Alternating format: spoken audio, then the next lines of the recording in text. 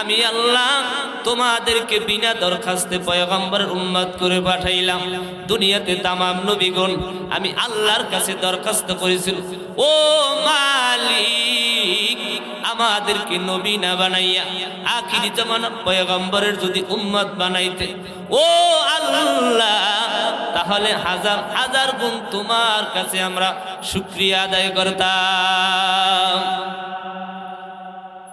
এমন একজন নবীর উম্মত করে আমার আল্লাহ দুনিয়াতে আপনাকে আমাকে পাঠাইছে, যেই নবীর উম্মত হওয়ার জন্য নবীরাও পাগল, ঠিক কিনা?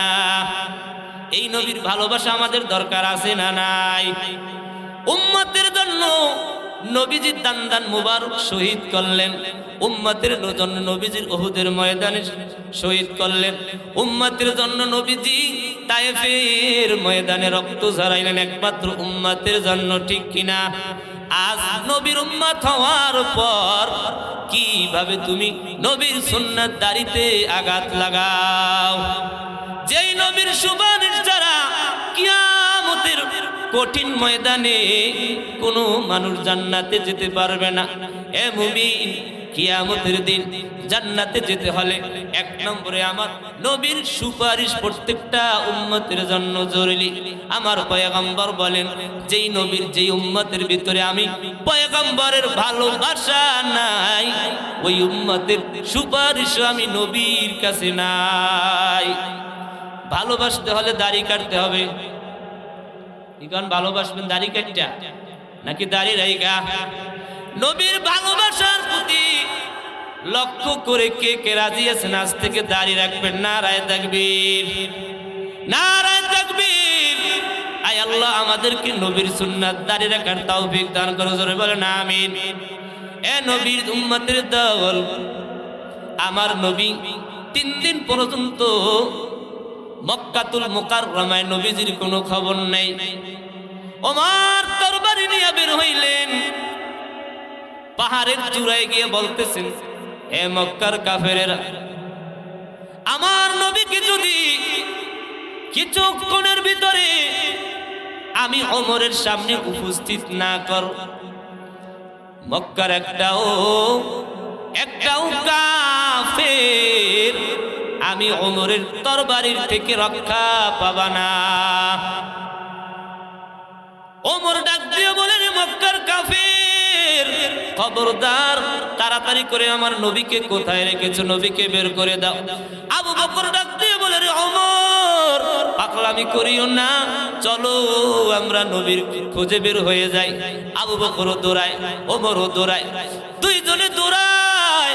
দৌড়াইতে দৌড়াইতে কিছু দূর যাওয়ার পর তাকাইয়ে দেখেন মাঠে একটা রাখাল ঘাস খাওয়াইতেছে বকরিদেরকে, উটদেরকে।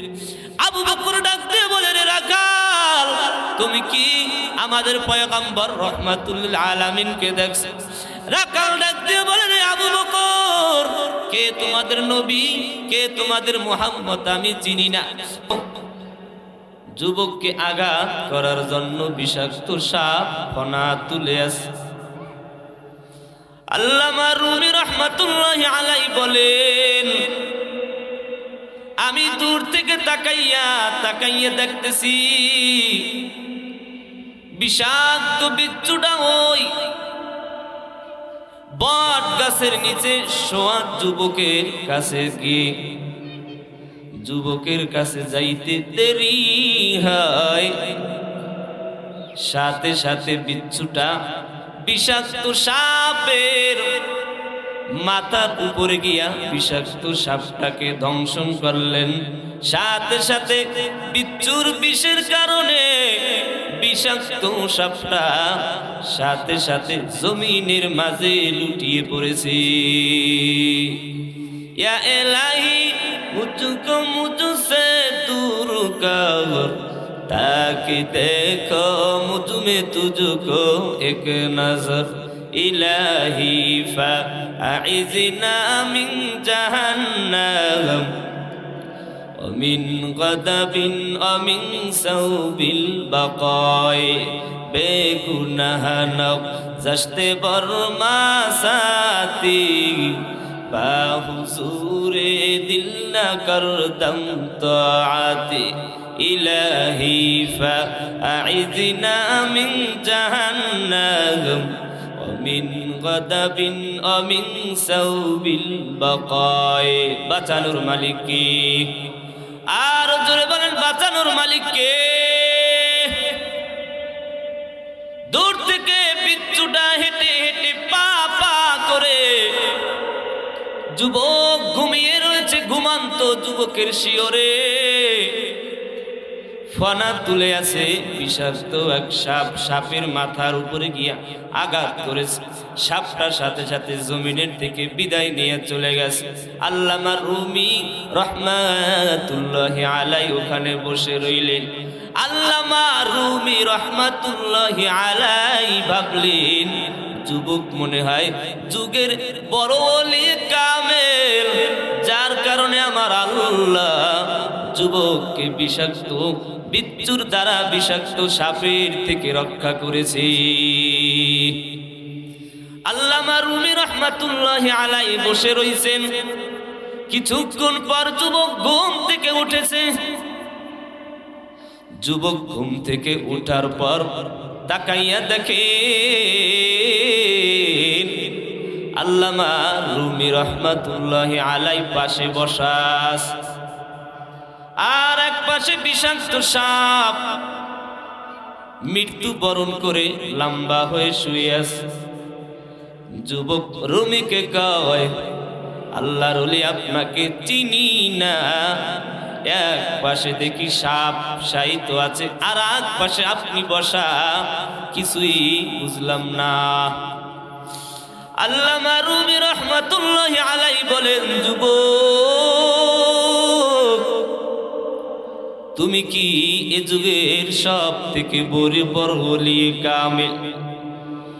বলে, হুজুর না না, কেন, কি হয়েছে?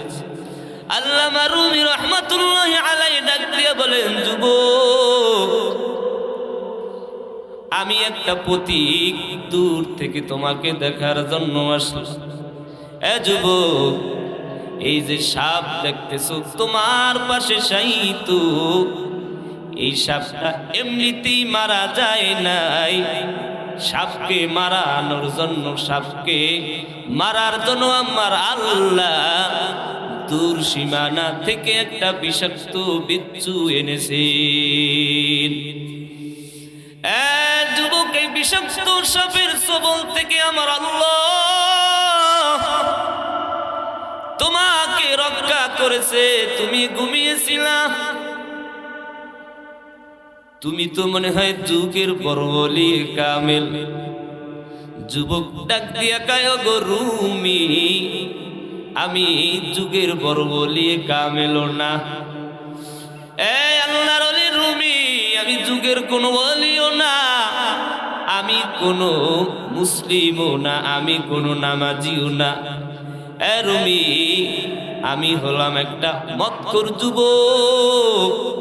মদ খেয়ে খেয়ে মদের নেশায় নেশায় বিভোর হয়ে, মদের নেশায় মাতাল হয়ে আমি এই বট গাছের নিচে শায়িত হয়ে আছি, ঘুমিয়ে আছি।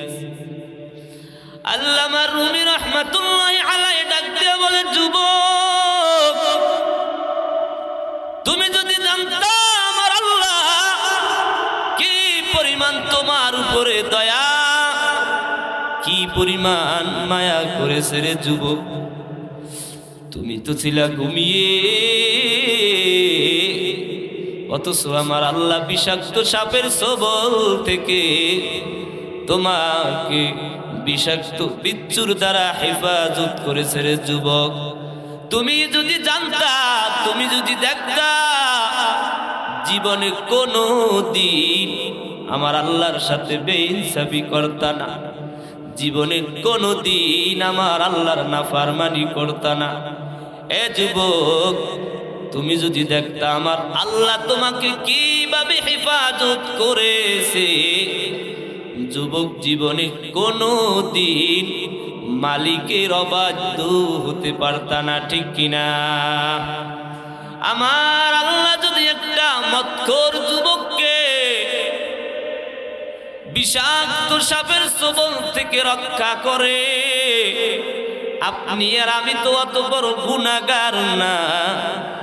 আপনাকে আমাকে আমার আল্লাহ কিয়ামতের কঠিন দিনে জাহান্নামের কঠিন আযাব থেকে, জাহান্নামের আগুন থেকে আমার আল্লাহ আপনাকে আমাকে রক্ষা করতে পারবেন কিনা? আর জোরে বলেন পারবেন কিনা? जिंदगी में बंदगी तू करना है, जिंदगी में बंदगी तू करना है,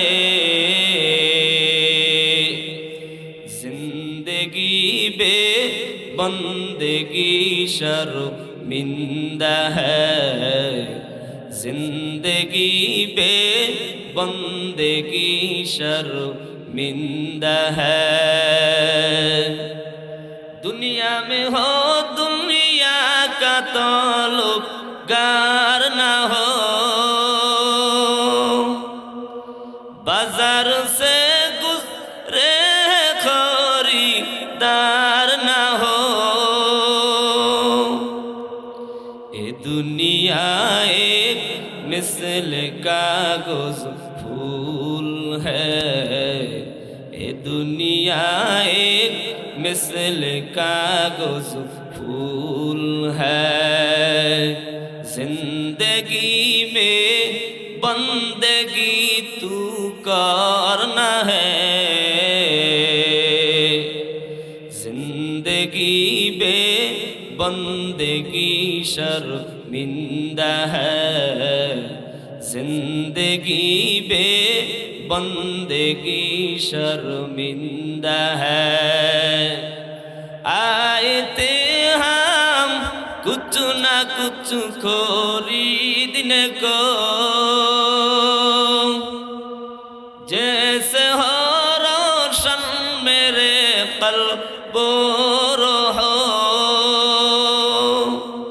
ये दुनिया एक मिसल कागज फूल है, ये दुनिया एक मिसल कागज फूल है, जिंदगी में बंदगी तू करना है, जिंदगी में बंदगी शर्मिंदा है, जिंदगी में बंदगी शर्मिंदा है। नारे तकबीर, আর জোরে বলেন নারে তাকবীর। আমাদের বাঁচানোর মালিক কে? নাকি দুনিয়ার কোনো এমপি, কোনো মন্ত্রী, কোনো চেয়ারম্যান? কে আমাদের মালিক? এ মুমিন, দুনিয়াতে যাদেরকে আমরা আপন ভাবি না কেন, কেউ আপন না। করোনা ভাইরাস আমাদেরকে শিখিয়ে গিয়েছে দুনিয়াতে সন্তানও আপন না, মাও আপন না, বাবাও আপন না। দুনিয়াতে আপন যদি কেউ হয়, তিনি হলেন আপনার আমার রব। ঠিক কিনা? আমাদের রব কি? আর জোরে বলেন না আমাদের রব কে? যারা আমাদেরকে সাময়িকের জন্য সাহায্য সহযোগিতা করে, এরা আসলে আমাদের চিরস্থায়ী রব না, চিরস্থায়ী মালিক না। এরা 2 দিন আছে, 2 দিন পর আবার জমিনে নাই। ঠিক কিনা? এত বড় ক্ষমতাধর বাদশাহ চিন্তা করেছিল বাংলার জমিন থেকে কখনো মনে হয় তার বিদায় হবে না, কিন্তু একদিন বিদায় হতে হয়েছে। কিনা? হয়েছে কিনা? সব খুনিদের বিচার বুবু হবে আনা আনা, তোমার বিচার হবে বুবু পুরো 16 আনা। বুবু গো, ও তুমি কেমন নৌকার মাঝি, এখন তোমার নৌকা চলে না। কথা কয় না? হ্যাঁ, সব খুনিদের বিচার বুবু হবে আনা আনা, তোমার বিচার হবে বুবু পুরো 16 আনা বুবু গো। ও তুমি কেমন নৌকার মাঝি, এখন তোমার নৌকা চলে না। নৌকা চলেনি? হ্যাঁ চলে। 2 দিনের ক্ষমতা পাওয়ার পর যারা চিরস্থায়ী পাওয়ার দেখায়, আল্লাহ বলেন আমি আল্লাহ ধরি না, কিন্তু যখন ধরি আমি আল্লাহ বান্দাকে তখন ছাড়ি না, ঠিক কিনা?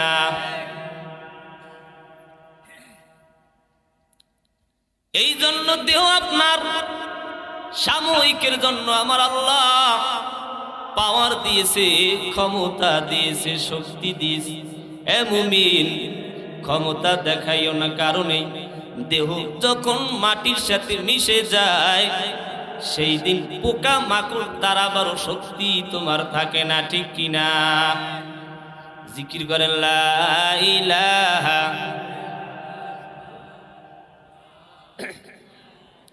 ইল্লাল্লাহ, লা ইলাহা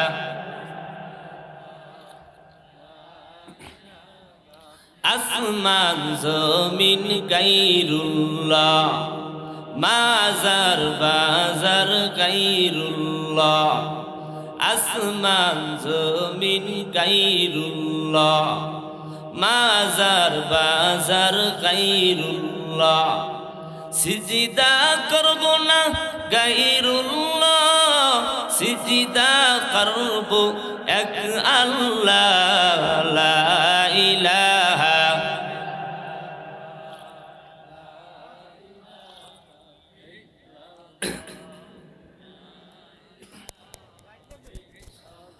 লা ইলাহা ইল্লাল্লাহু মুহাম্মাদুর রাসূলুল্লাহ। আমার আল্লাহ বলেন রে মুমিন, আমি আল্লাহ বান্দা বান্দিকে বানাইলাম আমি আল্লাহর ইবাদত করার জন্য। আমি আল্লাহ দুনিয়ার জমিনে মানুষদেরকে পাঠাইছি, এমনিতেই পাঠাই নাই।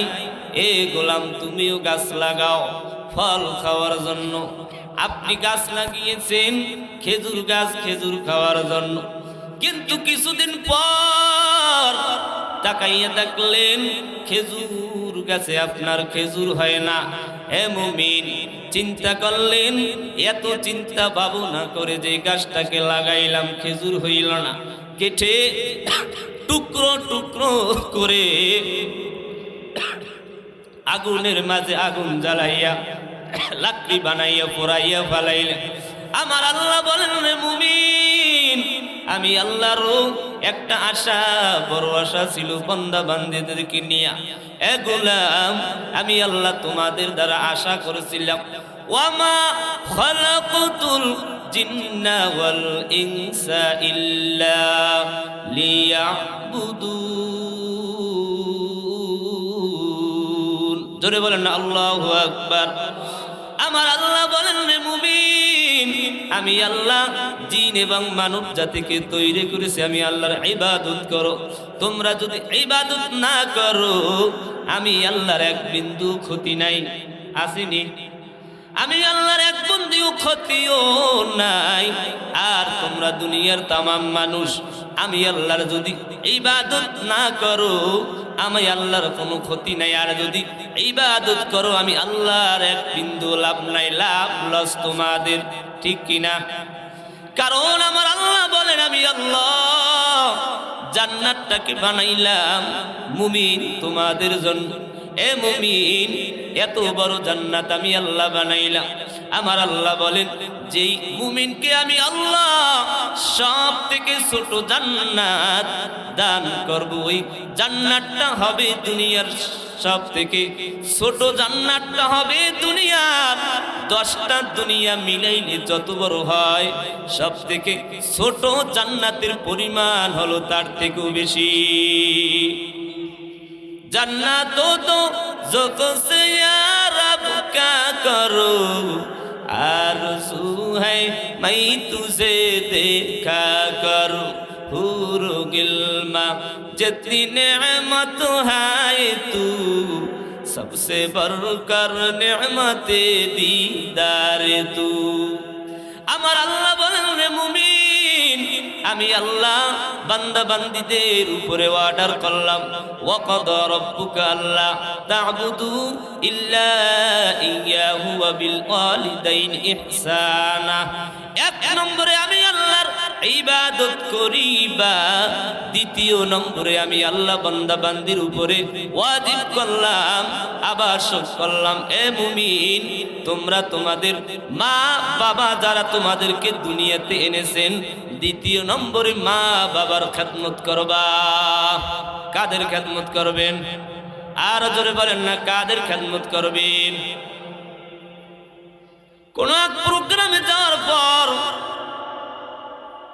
মাদ্রাসার মুহতামিম সাহেব 10টা ছেলে হাফেজ হয়েছে, পাগড়ি দিবে। এ গোলাম, ভালো করে শুনে নাও, বয়ান শেষে 10টা পাগড়ি নিয়া হাফেজ ছেলেদেরকে পাগড়ি দেওয়ার জন্য যখন উঠলাম, তাকাইয়ে দেখলাম 10টা ছেলে না, পাগড়ি আছে 10টা, কিন্তু ছাত্র 10টা না, ছাত্র হলো 9টা দাঁড়িয়ে আছে। 9টা ছাত্র দাঁড়িয়ে আছে, পাগড়ি হলো 10টা, ছাত্র হলো 9টা। মুহতামিম সাহেবকে ডাক দিয়ে বলল, ও মুহতামিম সাহেব, পাগড়ি দিলেন 10টা, ছাত্র আনলেন 9টা, আর একজন কোথায়? মুহতামিম সাহেব ডাক দিয়ে বলে, হুজুর,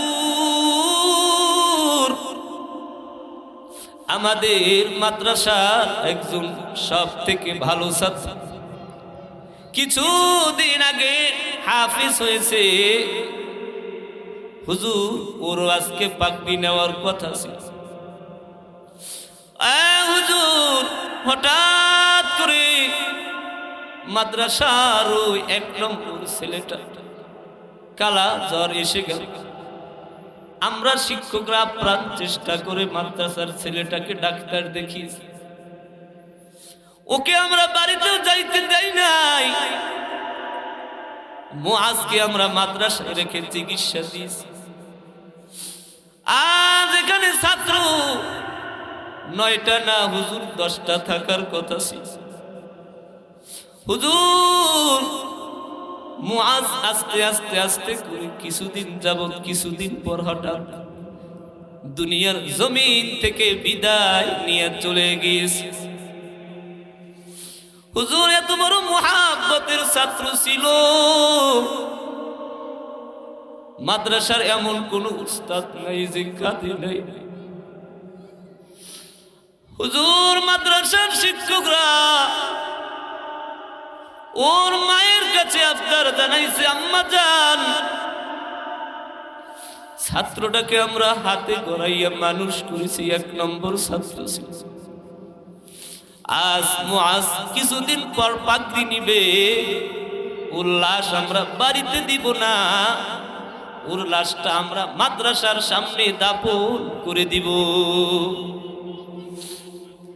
এ ফকির মুসলমান, ভালো করে শুনে নাও, হুজুর ওই যে তাকাইয়া দেখেন মাদ্রাসার পাশে একটা কবর দেখা যায়, এখনো মাটিগুলো মিশে যায় নাই, মাটিগুলো এখনো কাঁচা দেখা যায়। হুজুর ওই হলো আমাদের 10 নম্বর হাফেজে কুরআনের লাশ, ওইখানে দাফন করা আছে। আমি বললাম, মুহতামিম সাহেব, তাহলে পাগড়ি কেন দিছেন? মুহতামিম সাহেব ডাক দিয়ে বলে, হুজুর জানেন না, ছাত্র মুআজ মারা যাওয়ার পর ওর আম্মা জান আমাদেরকে একটা চিঠি পাঠাইছে।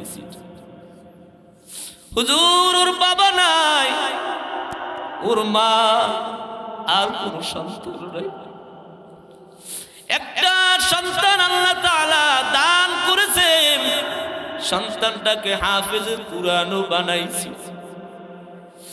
কিন্তু পাগড়ি নেওয়ার আগে দুনিয়ার জমিন থেকে বিদায় নিয়ে মাদ্রাসার সামনে শুয়ে আছে। হুজুর ওর মা চিঠি পাঠাইছে, ও হুজুর, ও মাদ্রাসার মুতামিম সাহেব, সামনে না আপনাদের মাহফিল, মাহফিলে ছাত্ররা পাগড়ি প্রদান করবে, হুজুর পাগড়ি দিবে। আমার সন্তানটাকে তো আল্লাহ তাআলা নিয়ে গেল, আমার সন্তান কি আজ পাগড়ি নিবে না? হুজুর তা হতে পারে না, আপনি আমার সন্তানকে ওই ওয়াজের ময়দানে পাগড়ি দিতে হইবে। আমি বললাম, মুতামিম সাহেব পাগড়ি দিয়ে কি করবে? বলে, হুজুর জানেন না,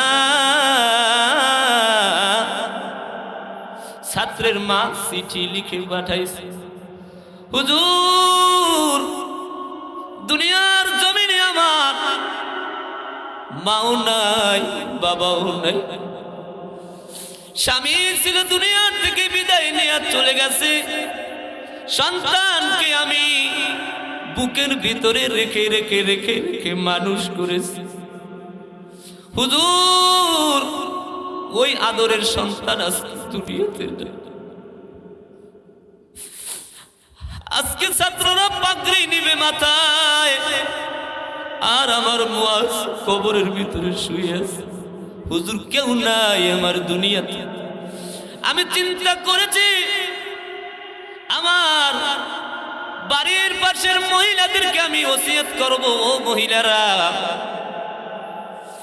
আমি যখন দুনিয়ার থেকে বিদায় নিয়ে যাইব, আমাকে বাজারের কাপড় দ্বারা তোমরা দাপন দিবা না। মহিলারা, হুজুর আমার সন্তানকে আপনি এই ওয়াজের ময়দানে পাগড়ি দিবেন, হুজুর ওই পাগড়িটাকে আমি ভাগ করে আমি আমার বালিশের নিচে রেখে রেখে ঘুমাই, হুজুর ওই পাগড়িটাকে ভাগ করে আমি আমার বালিশের নিচে রেখে রেখে ঘুমাইব,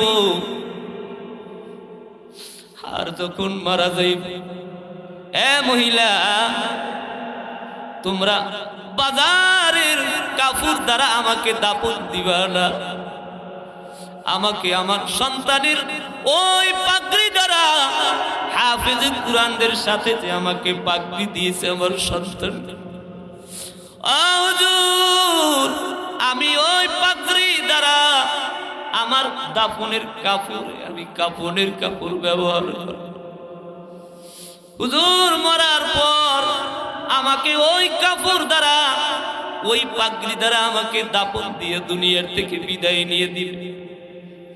কিয়ামতের দিন আমি আল্লাহকে বলবো, আল্লাহ দুনিয়াতে এমন কোন আমল আমি করতে পারি নাই, কোন আমল নাই, কিন্তু আমার গায়ে যে কাপড়টা দেখো, ও আল্লাহ আমার গায়ে যে কাপড়টা দেখো, এই কাপড়টা দুনিয়ার কোন সামান্য কাপড় না, মালিক এই কাপড়টা হলো আমার সন্তানকে আমি হাফেজে কুরআন বানাইছি, আমার সন্তানকে আমি আলেম বানাইছি, হুজুর ওই সন্তানের পাগড়ি নিয়ে আমি কবরে আছি, যদি কোনো আমল কবুল না হয় এই আমলের উসিলায় আমাকে মাফ করে দাও। আমার আল্লাহ ইচ্ছা করলে মাফ করতে পারবেন কিনা, আর জোরে বলেন পারবেন কিনা?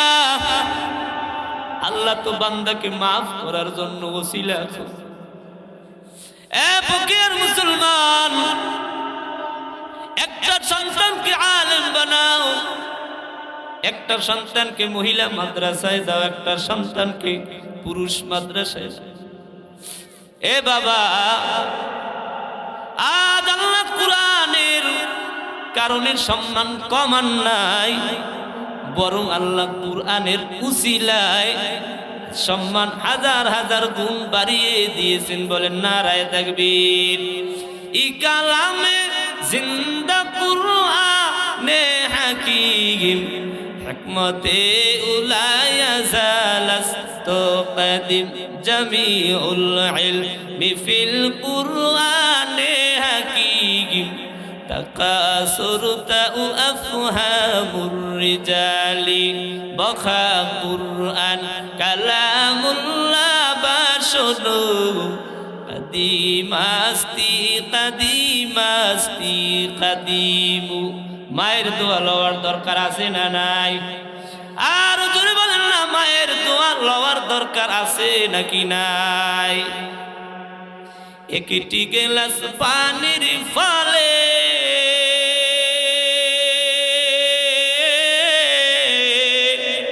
বাইজিদের কোলে তুলে হাত তুলে মা বলে বাইজিদিকে ওলি বানাও। মায়ের দুআ লও হে মুমিন, মায়ের দুআ লও, মায়ের দুআ লও হে মুমিন, মায়ের দুআ লও।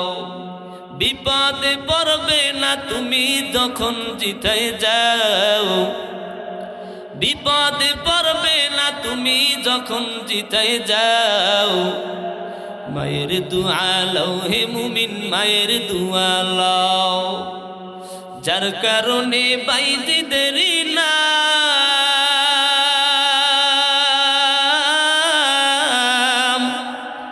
ছড়িয়েছে বিশ্বভূপন।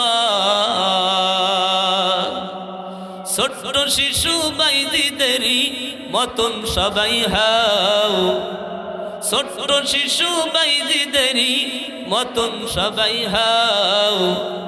মায়ের দুআ লও হে মুমিন, মায়ের দুআ লও, মায়ের দুআ লও হে মুমিন, মায়ের দুআ লও।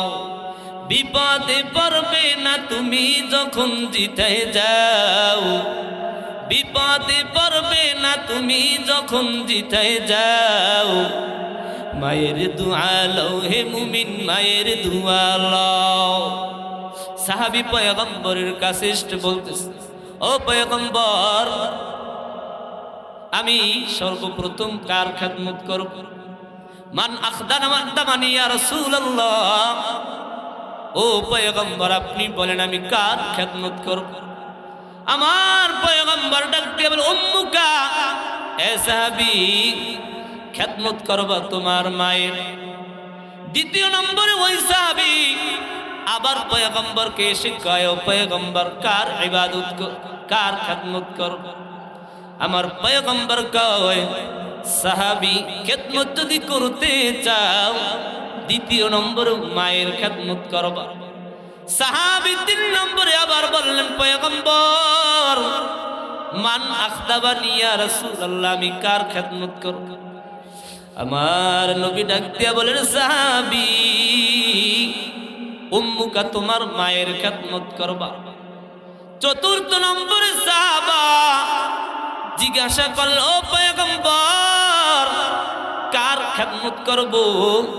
পয়গম্বর বললেন, আবিকা, চতুর্থ নম্বরে তোমার বাবার খেদমত করবা।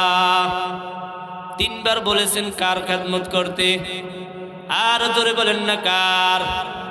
কারণ মা তিনটা কষ্ট করেছেন, মা তিনবার কষ্ট করেছেন। একবার কষ্ট মা আমাদেরকে যখন পেটে লালন পালন করেছেন, পেটের ভিতরে মা যখন আমাদেরকে ধরেছে, মা বাবা দুইজন খানা খাইতে বসছেন, হঠাৎ করে মা উঠে যাইতেছে। বাবা ডাক দিয়া বলে, স্বামী, বিবি আমার, তুমি কেন খানা খাও না? বিবি ডাক দিয়া বলে, স্বামী আমার, খানা খাওয়ার পরিস্থিতি নাই, সন্তান পেটের মাঝে এমন জোরে লাত্তি মেরেছে, আমি খানা খাইতে পারবো না। এই যে মা 10টা মাস আমাদের জন্য কষ্ট করলো, আল্লাহ বলেনি এক কষ্টের কারণে আমি আল্লাহ মায়ের মর্যাদা বাবার তুলনায় বাড়িয়ে দিয়েছি। দ্বিতীয় নম্বরে মা প্রসাব কালীন সময় মানুষ যখন যুদ্ধের ময়দানে গিয়া যুদ্ধ করে রক্তে রঞ্জিত হয়ে যায়, আল্লাহ বলেন মায়ের দিকে তাকাইয়া দেখ, মা তোরে দুনিয়ার জমিনে আনছে আর রক্তে রঞ্জিত হয়ে গিয়েছে, মনে হয় মা যুদ্ধের ময়দান থেকে বাড়িতে ফেরত এসেছে। এই দ্বিতীয় নম্বর কারণে আমি আল্লাহ বাবার তুলনায় মায়ের মর্তবা বাড়িয়ে দিয়েছি। 3 নম্বরে মা প্রায় 2 থেকে 2.5 বছর তোমাকে নিয়ে কষ্ট করেছে। এ মুমিন, তুমি প্রসাব করে দিয়েছ, ডান পাশে প্রসাব করে দিয়েছো, মা তোমাকে বাম পাশে শোয়াইছে। গভীর রজনী বাম পাশে প্রসাব করে দিয়েছো, মা তোমাকে ভিজা জায়গায় শোয়াই। মা সারাটা রাত ভিজা জায়গায় শুয়ে শুয়ে শুয়ে শুয়ে নিজের কলিজাটাকে পুড়ে ফেলছে। তোমাকে আমাকে মা বুকের উপরে রাখছে। আল্লাহ বলেন 3টা কারণে আমি আল্লাহ মায়ের মর্যাদা বাবার তুলনায় বাড়িয়ে দিয়েছি। এই জন্য মায়ের খেদমত করার দরকার আছে না নাই? আল্লাহ বলেন আমি দুনিয়ার জমিনে তোমাদের উপরে 2টা জিনিস আবশ্যক করে দিলাম। 1 নম্বরে আমি আল্লাহর ইবাদত করবা, 2 নম্বরে তোমরা মা বাবার খেদমত করবা। জিকির করেন লা ইলাহা, জোরে লা ইলাহা, লা ইলাহা, লা ইলাহা ইল্লাল্লাহু মুহাম্মাদুর রাসূলুল্লাহ সাল্লাল্লাহু আলাইহি ওয়াসাল্লাম। আমার আল্লাহ বলেন রে মুমিন, আমি আল্লাহ রাহমাতুল লিল আলামিনের উম্মত করে তোমাদেরকে পাঠাইলাম। 3 নম্বরে আমি আল্লাহ রাহমাতুল লিল আলামিনের মুহাব্বত রাখা তোমাদের জন্য আবশ্যক। এ মুমিনের দল, আল্লাহ বলেন আমি আল্লাহ দুনিয়ার সমস্ত মুমিনদের জন্য পয়গম্বরের মুহাব্বত কলবের মাঝে রাখাকে আবশ্যক করে দিয়েছি। কারণ যেই কলবে আমার পয়গম্বরের মুহাব্বত নাই, যেই কলবে আমার পয়গম্বরের ভালোবাসা নাই, ওই কলব মাওলার জান্নাতে যাইবে না, ঠিক কিনা? তবে আজকে 3 দিন পর্যন্ত একটা লোক ওই পাহাড়ের কুয়ায় কান্দে উম্মতি উম্মতি বলিয়া। রাখাল ডাক দিয়ে বলে রে ওমর, আল্লাহর কসম, আল্লাহর কসম, আল্লাহর কসম, এ ওমর, ওই ব্যক্তি এই 3 দিন পর্যন্ত পাহাড়ের গুহায় যেই দিন থেকে কান্না করতেছে, ওই দিন থেকে আমাদের একটা উট, একটা বকরিও, একটা ভেড়াও 3 দিন পর্যন্ত ঘাসে মুখ লাগায় না। ওমর ডাক দিয়ে বলে আবু বকর, যেই মানুষটার প্রেমে পাগল হয়ে, যেই মানুষটার ভালোবাসায় পাগল হয়ে বনের উট 3 দিন পর্যন্ত মুখে ঘাস লাগায় না, ওমর এইটা দুনিয়ার কোন সামান্য মানুষ। এই ওমর, এইটা দুনিয়ার কোন সামান্য মানুষ না, ইনি হলেন আমাদের রাহমাতুল লিল আলামিন। ওমর ডাক দিয়ে বলে রে আবু বকর, চলো আমরা নবীকে পাহাড়ের গুহায় থেকে নিয়ে আসি। আবু বকরও গেলেন, ওমরও গেলেন, গিয়া দেখতেছেন আমার পয়গম্বর কান্না করতেছে ইয়া উম্মতি বলে। ওমর ডাক দিয়ে বলেন পয়গম্বর, আপনাকে আর কাঁদতে হবে না, আমি আপনার সেই ওমর চলে এসেছি, যে ওমর তরবারি নিয়ে আপনি পয়গম্বরকে মারার জন্য রওনা করেছিলাম। ও পয়গম্বর, তাকাইয়া দেখেন, আমি ওমর আপনার নুরানি চেহারা দেখার পর, আমি পয়গম্বর আপনার চেহারা দেখার পর আমি ওমর কালিমা পড়ে মুসলমান হয়েছিলাম। ও পয়গম্বর, আল্লাহর কসম, আমি ওমর আল্লাহকে সাক্ষ্য রেখে আমি ওমর দুনিয়াতে যত আমল করেছি সমস্ত আমলগুলো আমি আপনার উম্মতদেরকে দান করে দিলাম। আবু বকর ডাক দিয়ে বলেন পয়গম্বর, আপনি আর কাঁদবেন না, আমি আপনার সেই আবু বকর এসে গেছি।